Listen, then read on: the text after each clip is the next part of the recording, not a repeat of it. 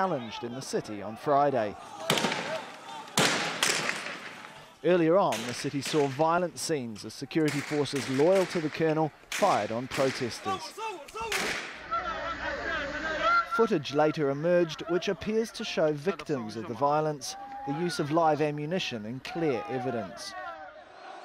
Later in the day, Gaddafi appeared in front of supporters in Green Square, insisting the population was still behind him. The Libyan people, if I'm not loved by my people, I don't deserve to live. If my people, the Arab and African peoples, and all peoples do not love Muammar al-Gaddafi does not deserve to live only for one day. Colonel Gaddafi's defiance contrasting with the view of senior officials who have admitted large parts of the country are now controlled by his opponents.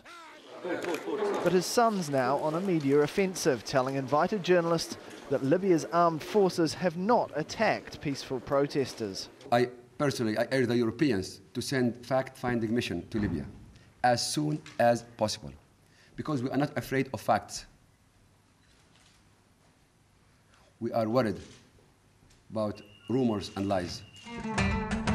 To back him up, state television has been showing statements by army officers. We are not fighting the youth because they're part of our people. We are only fighting the bandits. We had strict orders not to attack civilians but to defend ourselves and minimize casualties. The pictures shown on media outlets, including AlJazeera, are old, and I challenge anyone to show any new pictures of violence against civilians. Those who want Gaddafi gone may be feeling emboldened, but for now it seems he's digging in his heels.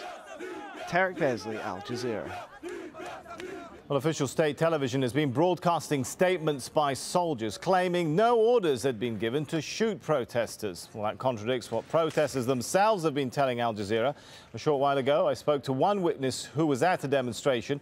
I started by asking him if he'd actually seen live ammunition being used at anti-government protesters in the capital. A cross-section of the Libyan people came out in large numbers on Friday after the Friday prayers, including the use of 17th of February uprising. And they came out across the Libyan cities. Many, including in Tripoli, were heading towards Martyr Square, also known as the Green Square. But these protests were suppressed by Gaddafi's forces and mercenaries, and people were shot at directly, including shots towards the chest. Did protesters reach close to Green Square? Is that what you're saying after in Friday's demonstrations? As you know, the nearest point we reached to today was Al-Hadiya Square, which is very close to the Martyr Square, where Gaddafi had prepared himself for a staged and theatrical appearance in front of his hired supporters. There he had gathered mercenaries and security forces who were dressed in civilian clothes because he wanted to show the world that he was still in control of the capital. Therefore, Gaddafi suppressed the anti-government protests with full force because we came too close to where his pro-government forces were rallying. Did you see any people shot with live ammunition? There was intense fire and chaos. People were not even able to take pictures of what was happening. The security forces were chasing the anti-government protesters and there was gunfire in all directions. People were seeking cover anywhere they could find. Even the planes and helicopters that were used against the people, we were not able to document this. People were terrified from the intense shooting. Will the shooting of protesters perhaps break the momentum? In the last few days, we have seen similar clampdown of the protests, but the Libyan people have shown a strong will to put an end to this regime. The Libyan people are united and we will stand together. Families are intermarried across tribes and clans, and Gaddafi will not be able to divide us and bring the country into a civil war. What are protesters planning on doing next then? When will you next reorganize and come out? We urge the world to put an end to the flow of mercenaries by imposing a no-fly zone over Libya and to seal all borders to prevent these mercenaries from coming in to kill our people. But the people here have spoken and there is a no return. We ask the international community to intervene to stop this bloodbath, but we don't want any military intervention. Are supplies of food and fuel running low as a result of the turmoil? The situation here is very critical. There are shortages in everything. This regime controls all supply sources, and we expect the Gaddafi regime to impose a siege on us. The situation here in Libya and in the capital Tripoli is catastrophic, apart from the liberated areas where the people have taken control. Well, let's now go to another person who's been taking part in protests and actually also now celebrations which have been taking part in some of those areas no longer under Gaddafi's control. Let's go to Yusuf. He's in the city of Al-Bayda, that's in the east of Libya. Thanks very much for joining us. Can you tell us what is the situation right now in Al-Bayda? Who is running the town?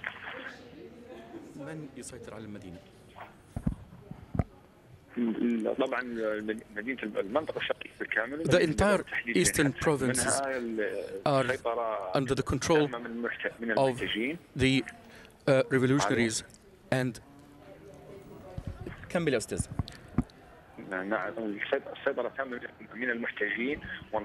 Protesters, and they have been joined in by elements from the police as well as the armed forces as well, and we are gaining momentum. We have formed committees to run the daily affairs of the life, including necessary aid for injured and supplies. The youth are staying up all night to provide protection for the civilians. You mentioned that army units have now joined the protesters. Is there any sign that perhaps there may be some preparations underway for those pro-protester army units to march on the capital?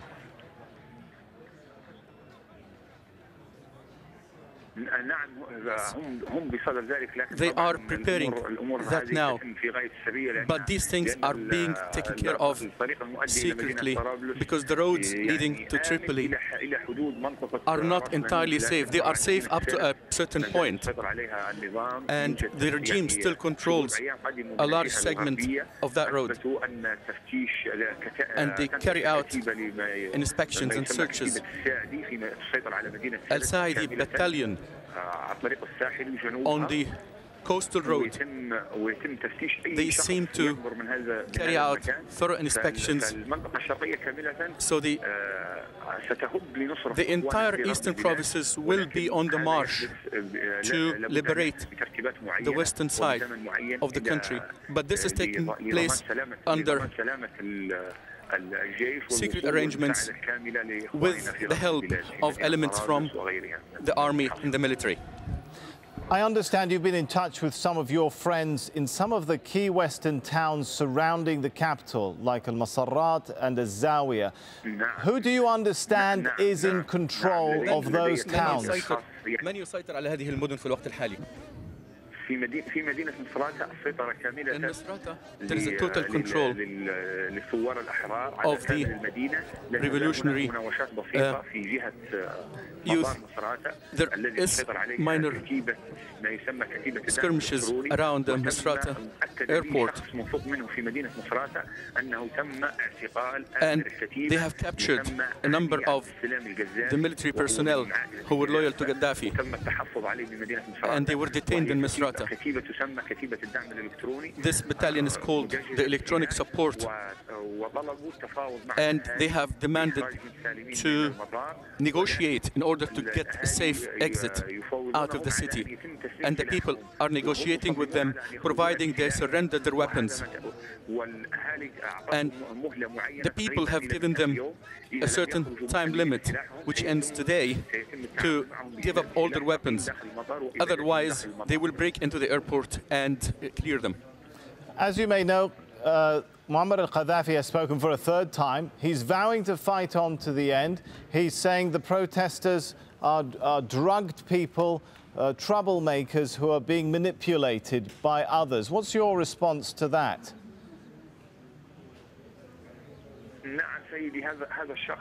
This man is no longer representing anybody but himself. He said that I don't have authority or power. He is totally mad. I can't find the right word to describe it, but he is dying. You probably heard the statement by the Libyan ambassador to the United Nations last night, in which he said that those groups in the green area in Tripoli were taken from orphanages, and our soldiers from the police who were given civilian clothing. And I have a witness from there, from AlJazeera, who is a member of the security forces, and he's been released, and the people have taken him in, and he confirmed these statements. He also confessed in front of me that young people are being detained who live in the eastern areas, eastern provinces, are being detained and are being threatened by the tip of the gun to be put forcibly into demonstrations supporting Gaddafi. All right, Yusuf there from Al-Bayda. Thanks so much for letting us know what you're seeing going on. Well, the UN Security Council has released a draft resolution calling for action after the violence that's going on in Libya. During the meeting late on Friday, Libya's UN ambassador denounced Gaddafi, who had called his friend just 3 days earlier. Mohammed Shalgham also criticized Gaddafi's attacks on civilians. In an emotional speech, Shalgham said he couldn't believe the violence the leader was inflicting on his own people. He asked the UN to help save the Libyan people. Ban Ki-moon also urged the UN to act right away and gave harrowing details of the violence. Estimates indicate that more than 1,000 people have been killed. The eastern part of the country is reported to be under the control of opposition elements who have taken over arms and ammunition from weapon depot. There are daily clashes in at least 3 cities near Tripoli. The streets of the capital are largely deserted. People cannot leave their houses for fear of being shot by government forces or militias. Colonel Gaddafi's supporters are reportedly conducting house-by-house searches and arrests. According to some reports, they have even